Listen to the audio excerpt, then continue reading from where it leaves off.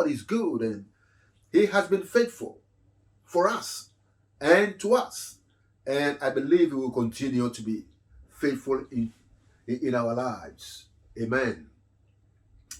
And today, I entitle my message for you as how to be led by the Spirit.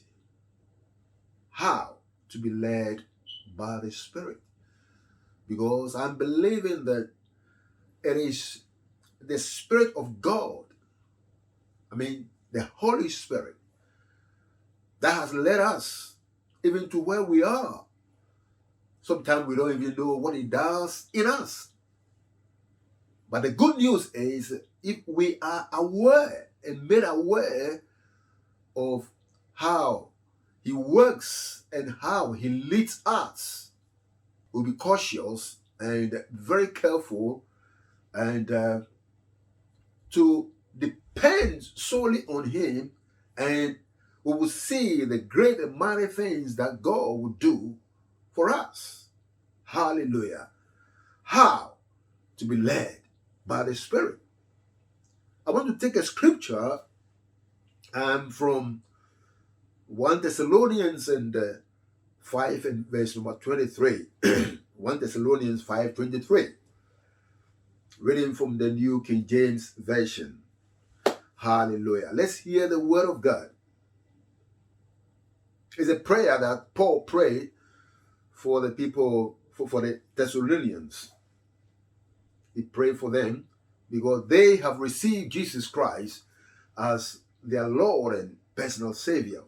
He says, now may the God of peace Himself sanctify you completely, and may your spirit, soul, and body be preserved, blameless at the coming of our Lord Jesus Christ. Now, may the God of peace Himself sanctify you completely, and may your spirit, soul, and body be preserved, blameless at the coming of our Lord Jesus Christ. Shall we share a word of prayer?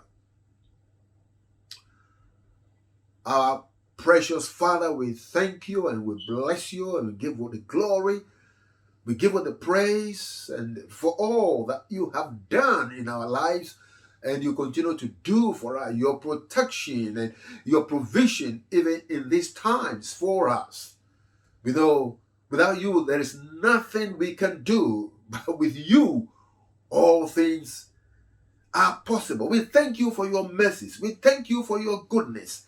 We thank you for the life you have given unto us, and you continue to give us life every blessed day, week, month, year by year. We want to say thank you, Lord. We give you the glory, we give you the praise, and even as we want to enter into your word, we pray, prepare our hearts and anoint the word of God. Anoint our ears and open our hearts and to receive what you have for us. We give you the glory and we give you the praise, and we thank you for the blood of Jesus that has protected us and secured us. Oh, we know we are hidden in the blood of Jesus. We give you the glory. We give you the praise.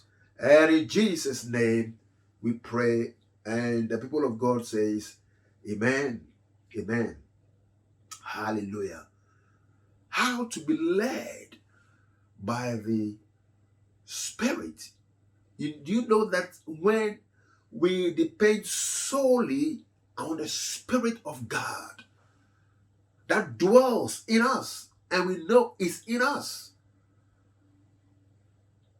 and we are able to listen to Him and take all the instructions that He gives unto us, we will get to our destination, where we want to get to, safely and successfully. Praise God. So, this is a prayer that the Apostle Paul prayed over the people in Thessalonica. Now, just some definitions about the key word in the scripture that we read. We read about the soul, about the spirit, soul, and body, because today we are dealing with the work of the Spirit, the work of the Holy Spirit. That is what we're talking about today. Because many a times we preach the word of God, but the main man behind the word of God, we normally don't come out and preach so much about the Holy Spirit. But I want to enlighten us today about the work of the Holy Spirit in us.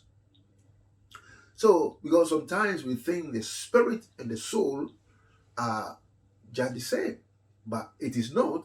And I'm here to just explain to you before we move on from there. Praise the Lord.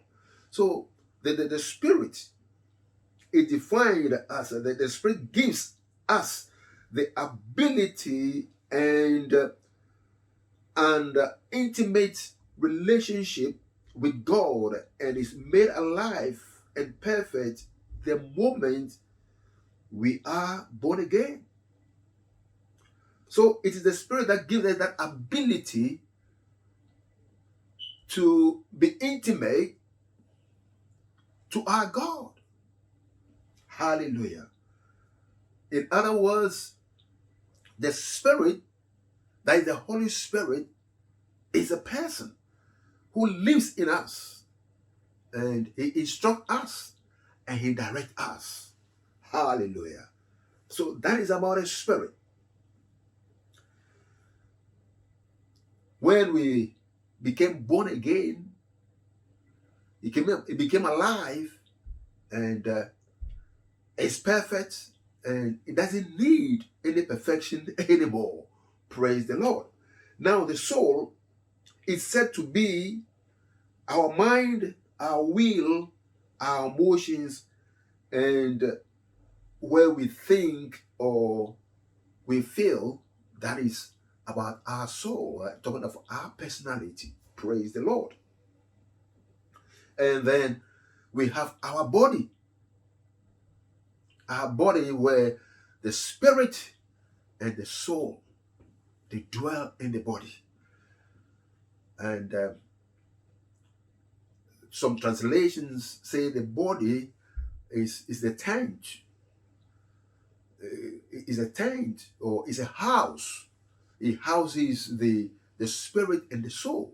They dwell in our body. Praise the Lord.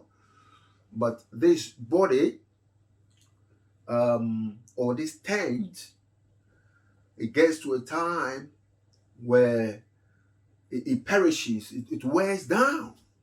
The Bible speaks about that. And you know what I'm talking about, because you are not the same, from the time you were born and you get in your 10, 20, 30, 40, 50, 60, you are perishing. The flesh will be perishing.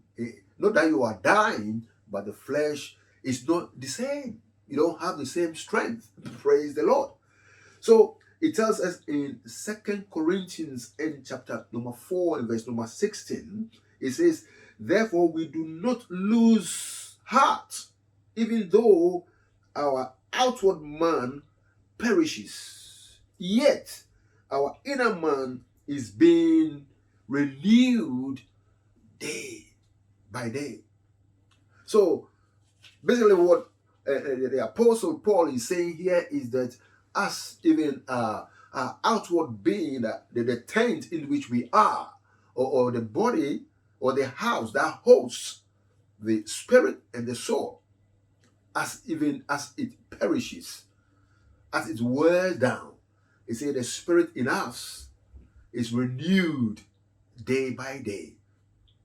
Because day by day, we get into the word of God, we receive the word of God, and it's being strengthened every day.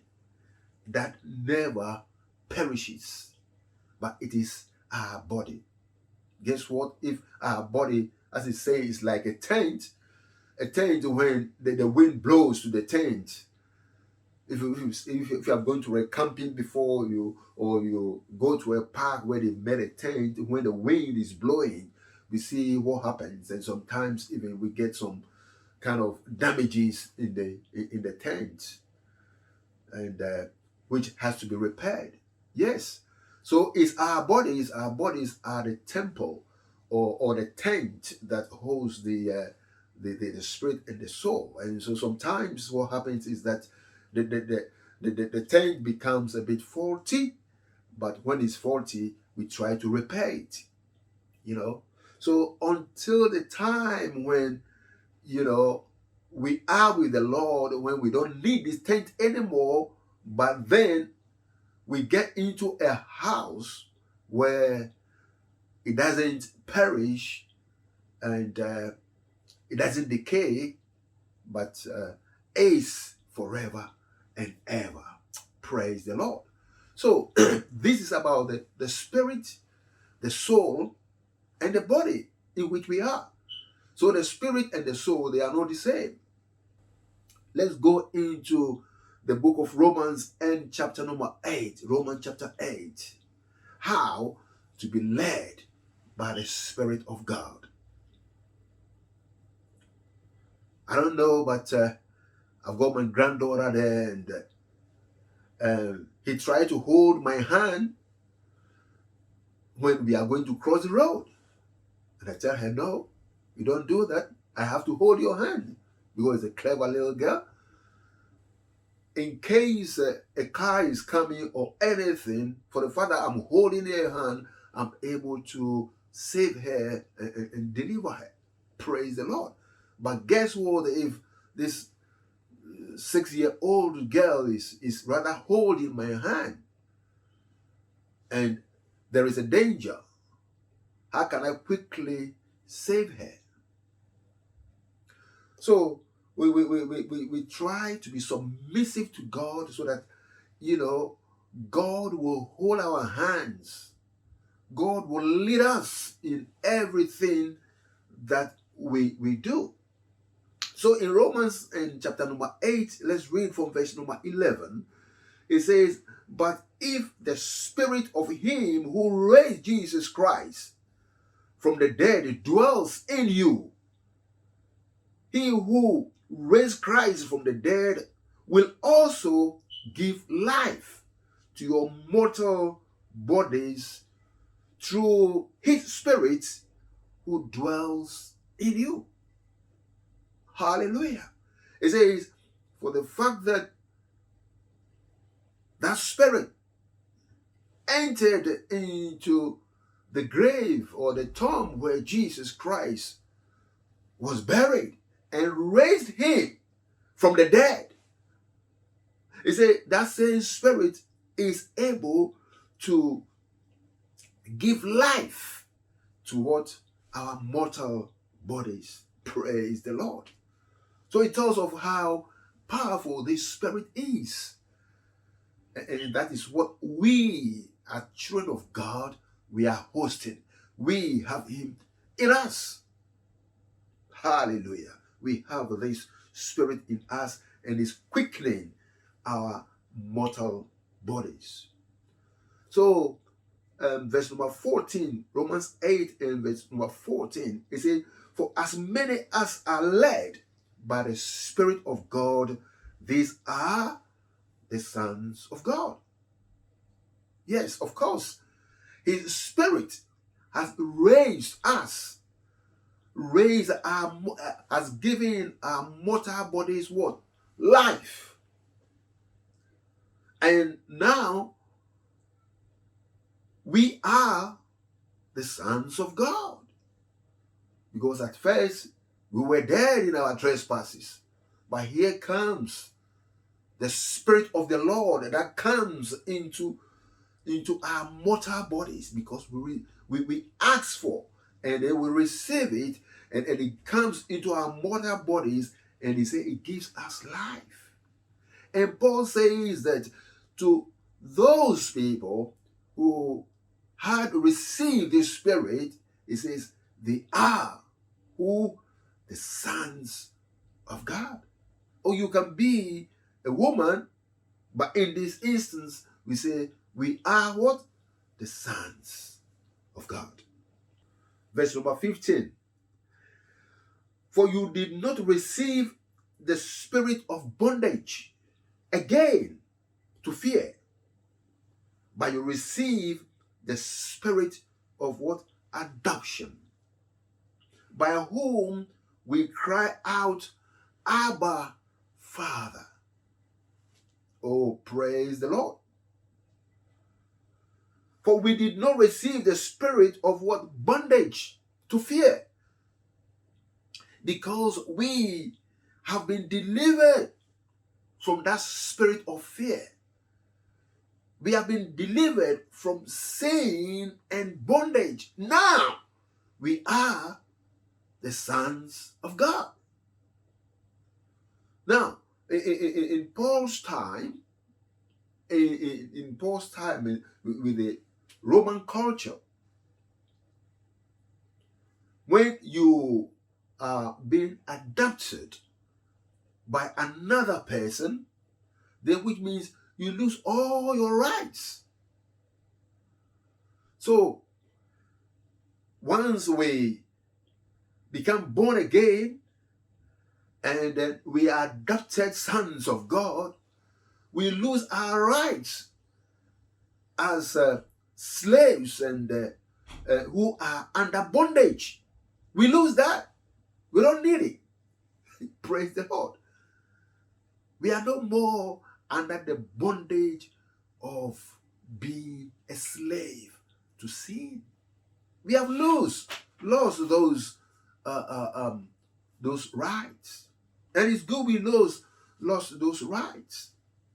It doesn't help us.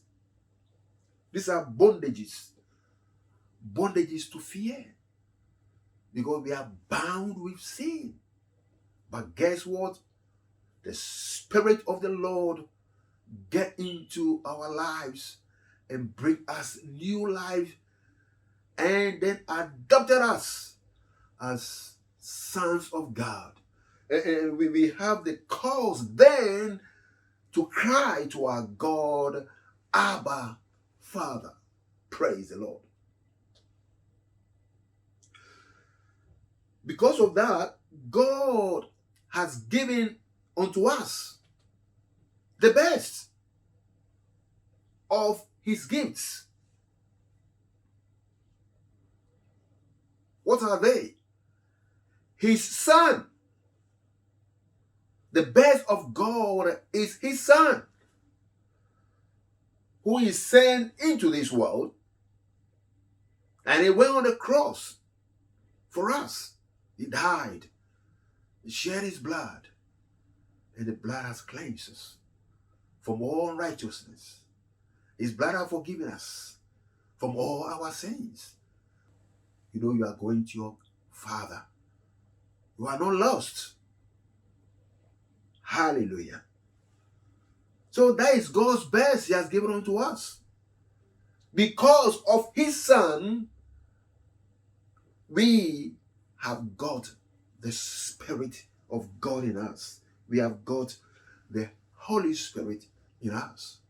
Romans 8:32, it says, and he, that is God, and he did not spare his Son, but delivered him for us all.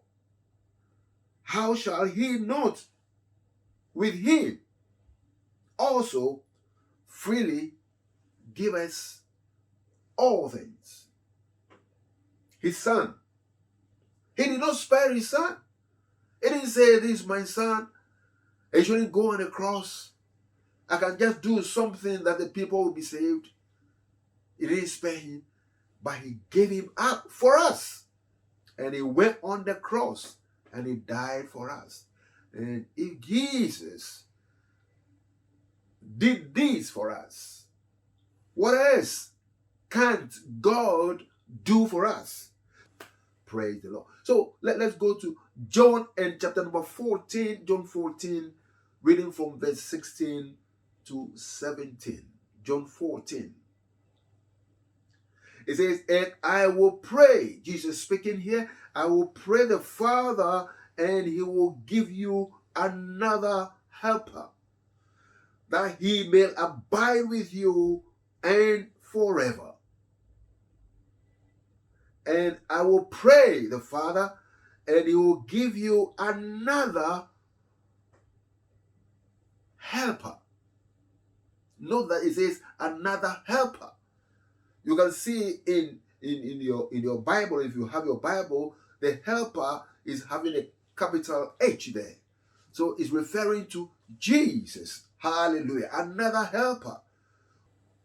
He's going to send us another helper, that he's going to abide with us. And it's forever.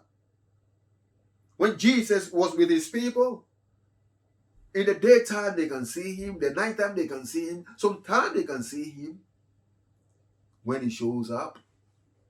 But here, he's sending us something that will be with us forever. Hallelujah. John 14:17. The Spirit of truth, whom the world cannot receive, because it neither sees him nor knows him. But you know him, for he dwells with you, and he will be with you. So here you see, he said, the Spirit of truth, whom the world cannot receive. And he's talking about whom? He's talking about a person. A person. So the Holy Spirit, which Jesus sends to us, is not just a spirit, but it's a person. A person who comes to abide with us. A person who comes to help us. Hallelujah. It's another helper. So, should we need any help, he is there to help us. Hallelujah. Praise the Lord. It says, the Spirit of truth, whom the world cannot receive, because it neither sees him nor know him, but you know him, for he dwells with you and will be in you. The world do not know him, but you and I, we know him. So when we have him in us, what does he do? He encourages us. He empowers us. He knows everything that the Father has for us. And so this is what he communicates with us. Praise God. This is what he communicates with our spirit. Oh, thank you, Jesus. Thank you, Jesus. We're talking about how we can be led by the Spirit of God, and not leaning on our own understanding. By everything we are inquiring from him, because even as we have him in us, he speaks to us, he talks to us. Praise the Lord. Now, verse number 26, it says, by the helper, the Holy Spirit, whom the Father will send in my name, he will teach you all things and bring to your remembrance all the things I have said to you. So there is nothing that you will ever miss. Hallelujah. When he teaches you all things, meaning everything that you should know in this life, everything that you should have in this life. Just as if Jesus were to be around. You go to Jesus with your needs, and the miracle worker is able to bring that to pass. And we are hearing that he said he's going to say another Jesus in the form of a spirit to us. And he will teach you the things that you don't even know. You don't have an idea. But it's yours. Praise God. Anything that you are desiring and you are looking for in this life, that's why he's there. To help you. He is there to guide you. So that you will not make a mistake. Because some mistakes are very, very costly. Praise the Lord. So when he is in us, it's just like Jesus Christ is in us. And Jesus Christ is instructing us and is directing all our affairs. See, but we have to give him the permission. That is, we are yielding to him. We are looking upon him. The day you were born again, he came and settled, ready to do his mission, ready to help you. And the people who knows about the Holy Spirit and the work of the Holy Spirit and how he's leading them, oh, they've got a testimony. He faileth not. And guess what? He did not come only for some special people. No. He came for the whole world. His death on the cross is for the whole world. But today, that will receive him, he will call them the children of God. Many a times, people struggle with the decisions they have to make, with the choices that they have to make. And he's there. And he's waiting for us. Our helper, our comforter, just to speak to us and to show us the way. We choose to be in the driving seat and driving the car, and he's sitting at the back. He said, no, I want to drive the car and then you sit at the back. Because he said he knows the direction. But once that authority is given to him, that permission is given to him, he comes to the driving seat. Then you begin to drive your car. It takes you to the right direction.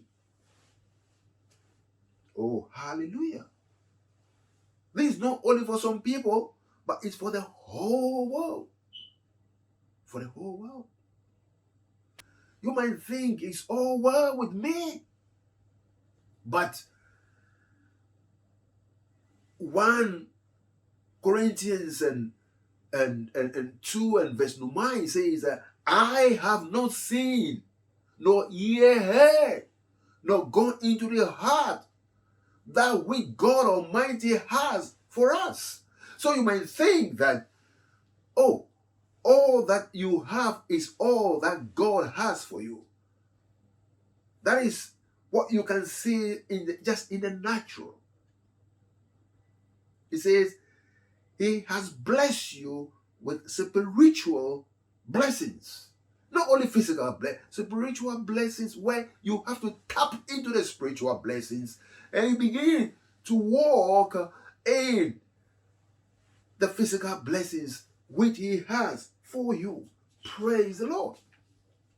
So in Joel in chapter number 2, and it shall come to pass afterward that I will pour out my spirit on all flesh.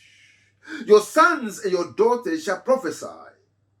Your old men shall dream dreams, and your young men shall see visions. And also on my men servants and my maid servants, I will pour my spirit in those days. So there's no exceptional. He's pouring His Spirit on all flesh, so that those who receive Him will have the Spirit of the Lord leading them. Guess what? He knows where, the enemy is planning a kind of accident, or is trying to destroy you, or whatever. He knows all the negativities, and He knows how to deliver you from it. Praise the Lord. Ezekiel 36:26, He said, I will give you a new heart and put my Spirit within you, and I will take a heart of stone out of your flesh and give you a heart of flesh. And I put my Spirit within you and cause you to walk in my statutes, and you will keep my judgments and do them. It said He will cause you, hallelujah, to walk in His statutes. That is when His Spirit get into you. When He remove those stony hearts. I tell you, I've been praying for some people because they don't just believe this Jesus. They don't just believe, hallelujah. How can the Spirit lead me? This is what He said. Hallelujah. Now, talking about speaking in tongues, that pulls some people off. But again, it's a good teaching for them who say, hey, I'm a Christian, because it's in the Bible. And we'll get there. Because that's the key. Where you begin to speak in tongues and hallelujah. So you are being baptized in the Holy Ghost. And then there's going to be what? An overflow of the baptism of the Holy Spirit.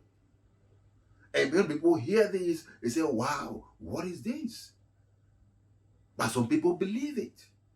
And it's working miracles for them. And why not you? Today, He says, if you are prepared, He will remove that heart of stone from you, and I give you a heart of flesh. Oh, there are some people who had this heart of stone,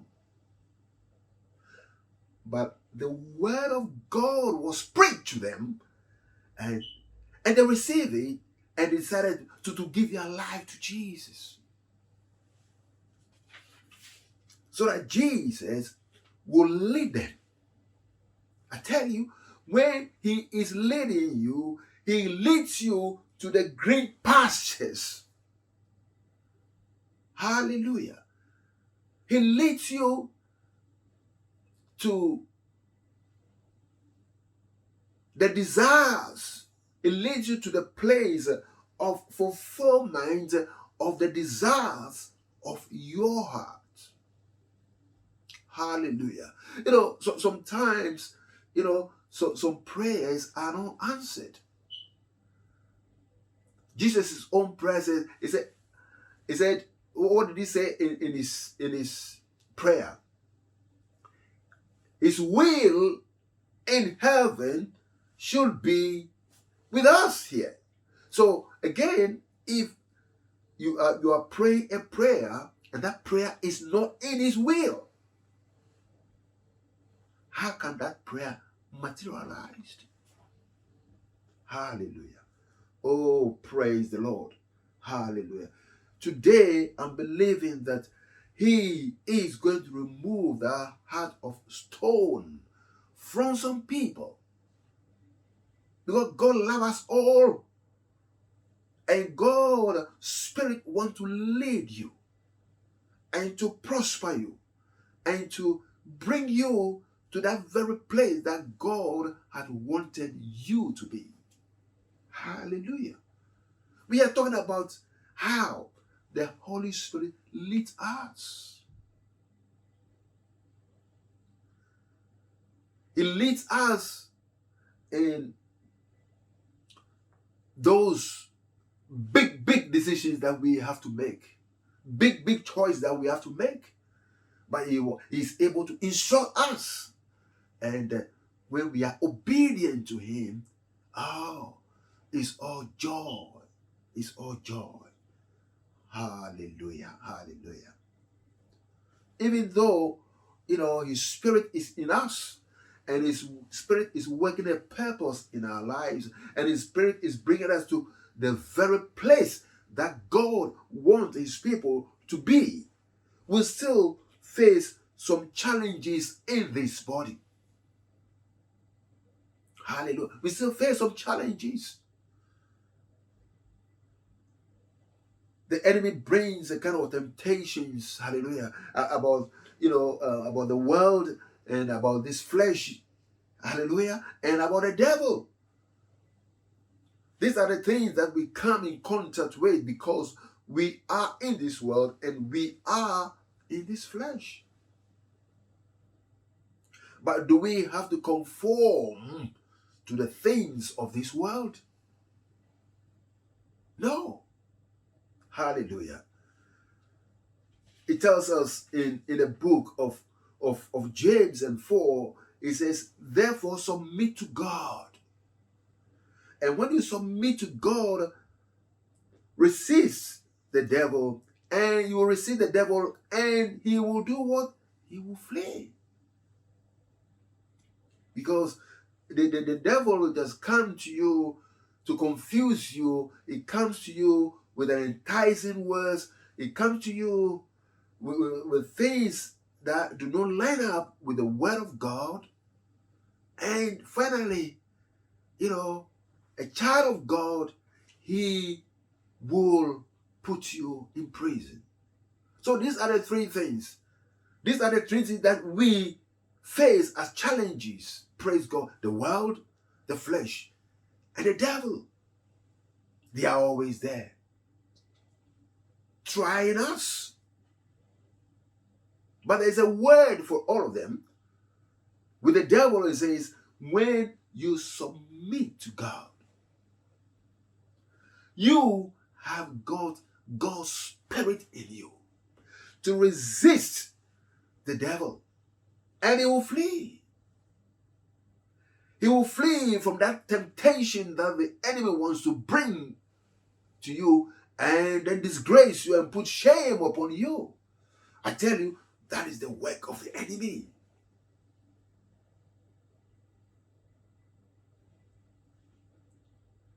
Satan only came, still kill and destroy, and to bring shame and disgrace to you. But when you have the Spirit of God in you, you can discern and know the tricks of this enemy as you submit unto God. Hallelujah. Then the Spirit in you will cause this devil and to flee, and will leave your presence. Hallelujah. And about the flesh, it tells us in Romans 8, from 5 to 8, when we allow the flesh to dominate us and to do the fleshy thing, the Bible says it causes death. But when we allow the Spirit and to dominate us and to go and do things according to the Spirit, it says it gives life. So we have life and we got death. The fleshy things which inspires us so much sometimes, praise God, the Bible says that causes death. But the Spirit in us brings us what? Life. Life. In Romans 12, in verse number 2, it says, and do not conform to this world, but be ye transformed by the renewal of your mind, that you may prove what is that good and acceptable and perfect will of God.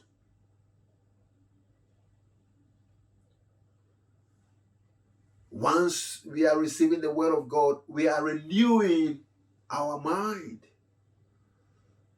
We are renewing our mind, and even as we renew our mind, it's not a one-day issue. It's forever. As you live in this body, you have to keep renewing the mind. Otherwise, you will conform to the things of this world. And when you conform to the things of this world, it means that you become disobedient to the instructions of your God. We don't have to be conformed to the things. We know what the worldly people do. We know what they do. Hallelujah. But we are being transformed. Our minds are being renewed and being transformed. Hallelujah. So that we will have the mind of Christ. The mind of Christ. And what is the mind of Christ? Hallelujah. We will have the mind of Christ. Colossians 3 and 1 and 2, it says, if then you were raised with Christ, and seek those things which are above, where Christ is, and sitting at the right hand of God. Set your mind on the things above, not on the things on earth. Hallelujah.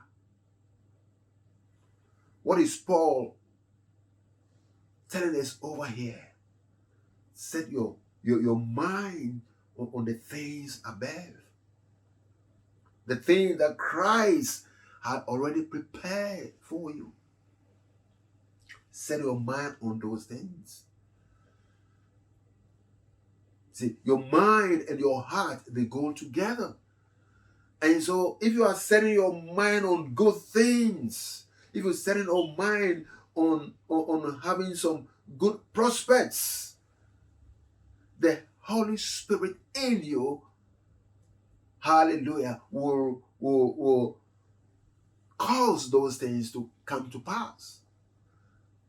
Because you are setting your mind on things that are above. And when we say things that are above, these are godly things. Godly things that will bless you. Godly things that will bless you. And godly things that will bless you and make you successful in your Christian journey. Colossians 3, 1 and 2. If then you were raised with Christ, seek those things which are above, where Christ is, sitting at the right hand of God. And set your mind on those things above, not on the things on the earth.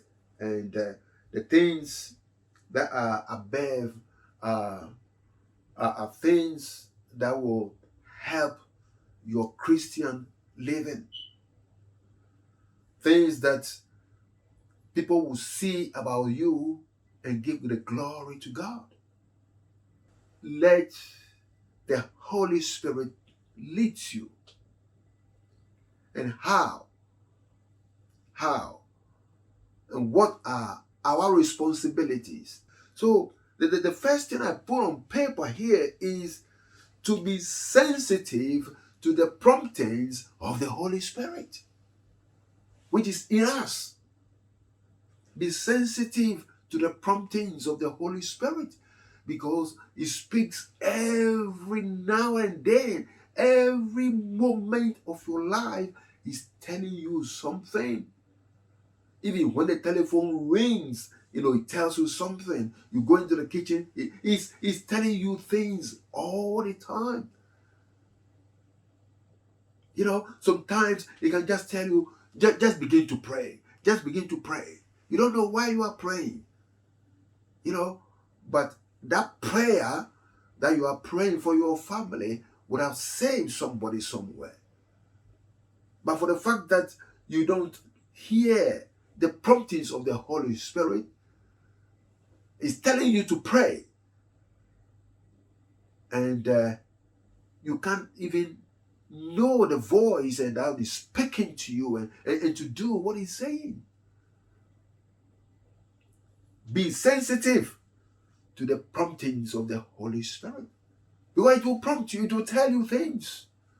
And today, in the name of Jesus, if you have never heard of the Holy Spirit or the promptings of the Holy Spirit, it's my prayer that you will have that access of hearing Him. Number 2, depend upon Him. Don't leave Him and do your own business. Depend upon the one who is in you.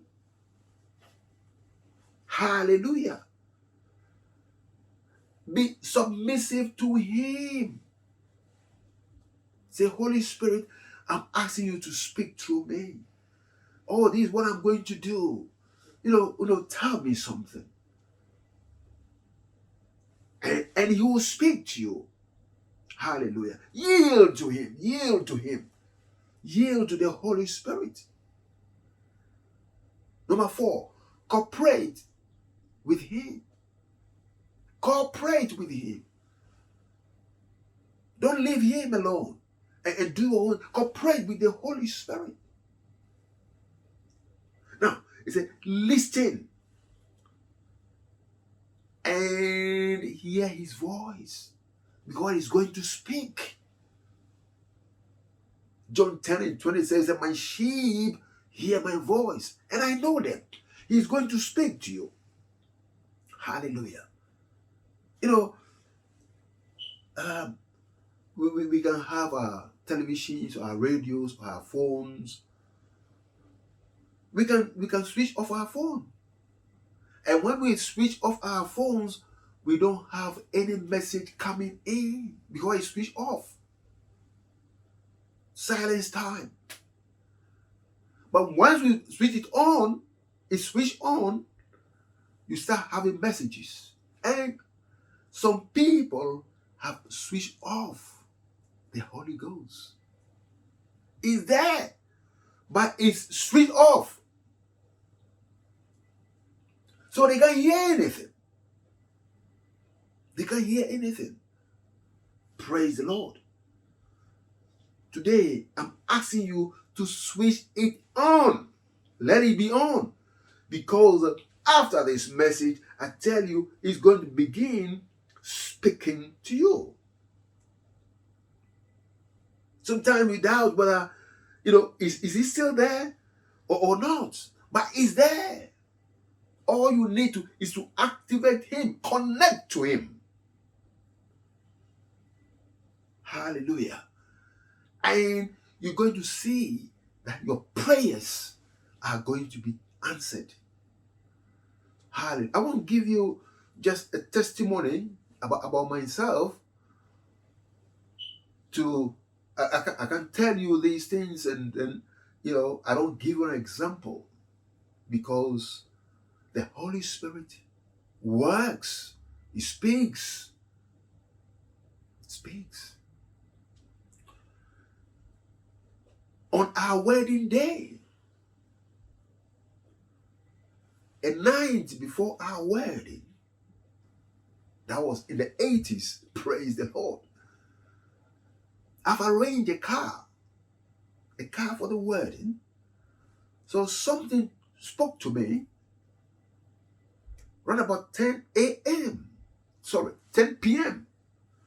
that I should go back and check up whether the car can be ready for the wedding the following day. So around about 11 p.m. at night, I went and knocked this young man's door. That is everything okay? Because the wedding is at 1 o'clock in the morning, 1 o'clock the following day. So is everything okay for the car? When should they come and pick the car? For him to tell me that, sorry, you can't have my car. Because the following day I have a program which I'm going to use the car. I say, oh, but you supposed to have told me. Say, oh, I've not even had a time to come to you. Wow. So there is no car for the wedding the following day. And it's 1 p.m. the following day. Where can I get a car? I get home around about 12 midnight and went and slept. Nobody knew what was going on. Everybody thought everything is fine. I'm the only one who knows there is no car for the following day for the wedding. So I went and slept. Early in the morning, I woke up and I just prayed. And I said, Holy Spirit, there is no car. So speak to me where I have to go and get a car for the wedding. So around about 7 o'clock in the morning, I just set off from my house and I said, Holy Spirit, just direct me to where I have to go. And I started to walk. And it took me to one of my church members' home. This man, he deals with tipper trucks. He doesn't deal with cars. So I went and knocked his door. I said, what are you doing here early this morning? I said, well, my wedding is today. And I don't have a car. But I don't know why I have to come to your house and tell you this. I don't have a car. Praise the Lord. And he told me, wow, do you know what?